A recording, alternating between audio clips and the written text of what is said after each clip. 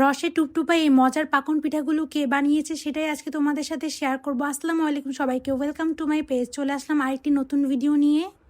এই ভিডিওটা বেশ কিছুদিন আগের, এটা ঈদের আগের ব্লগ। তো আমি শেয়ার করতে করতে দেরি হয়ে গিয়েছে। জিতুর পরীক্ষার পরে জিতু নিজে কিছু বানিয়ে খেতে পছন্দ করে, তো আমি ওদিন রান্নাঘরে গিয়ে দেখি এত সুন্দর মজার এই পিঠাটি ও বসে বসে একা বানাচ্ছিল। দেন আমিও ওকে একটু হেল্প করছিলাম। আর এটা হচ্ছে পাকন পিঠা, মুগ ডাল দিয়ে এই পিঠাটা বানানো হয়। আর এটা কিন্তু অনেক সহজ পিঠা, সবাই মিলে বানাতে আরও বেশি ভালো লাগে। এটার নকশাগুলো করতে বিশেষ করে অনেক বেশি ভালো লাগে আমার কাছে। তো আমিও একটু হেল্প করছিলাম। ফার্স্টে আমি প্রথম থেকে ক্লিপ নিতে পারিনি, কারণ এটার ব্লগ আগে থেকেই আমার শেয়ার করা আছে, রেসিপি ভিডিও আর কি।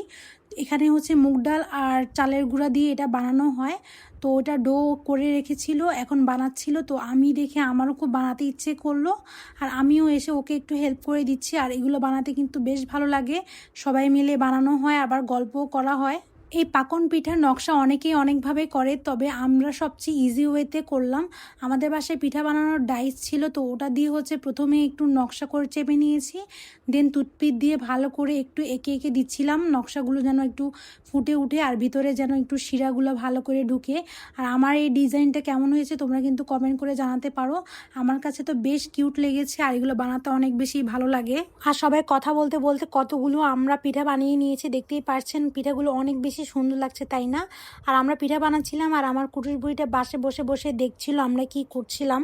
এখন সবগুলো পিঠা ভেজে নিব। আর ভাজার সময় চুলার ফ্লেমটা একটু লো টু মিডিয়ামে রেখে ভালো করে ভেজে নিতে হবে, না হলে কিন্তু ভিতরে কাঁচা থেকে যাবে আর উপরে পুড়ে যাবে।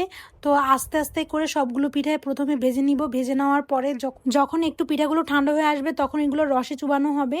এখানে আমি একটা সানফ্লাওয়ার ডিজাইনের মতো করতে চাচ্ছিলাম। আমার কেমন হয়েছে এই ডিজাইনটা সেটা তোমরা কমেন্ট করে জানাতে পারো। আমার কাছে তো বেশ ভালো লেগেছে।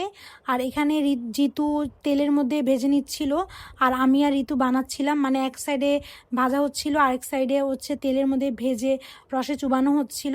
3 বোন থাকলে যেটা হয় আর কি, আমরা 3 জন মিলেই এই কাজগুলো করতে পারি। এরপরে এখানে আমরা কিছু পাতা ডিজাইনের মতো করেছি, আর এই পাতা ডিজাইনগুলো দেখতে কিন্তু অনেক বেশি কিউট লাগছিল।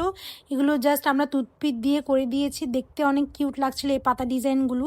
এই সাইডে রসে ডুবানো পিঠাগুলো বাটিতে তুলে নেওয়া হচ্ছে, আর রসে ডুবানোর পরে পিঠাগুলো একদম সুন্দর চকচকে আর একদম ফুলে গিয়েছে একটু। দেখতেই পাচ্ছেন কত বেশি লোভনীয় লাগছে পিঠাগুলো। আর পিঠাগুলো আসলে অনেক বেশি মজা হয়েছে। এখন বসে আরাম করে পিঠাগুলো খাওয়ার পালা। আর যেহেতু এত কষ্ট করে বানিয়েছে, আসলে পিঠাগুলো অনেক মজা হয়েছে, একদম ক্রিস্পি আর ভিতরে একদম সফট সফট রসে ডুবানো ছিল। তো আজকের জন্য এইটুকুই। সবাই ভালো থাকবেন, সুস্থ থাকবেন। আমার ভিডিও ভালো লাগলে একটি লাইক, কমেন্ট আর ফলো দিয়ে আমার পাশে থাকবেন। আল্লাহ হাফেজ।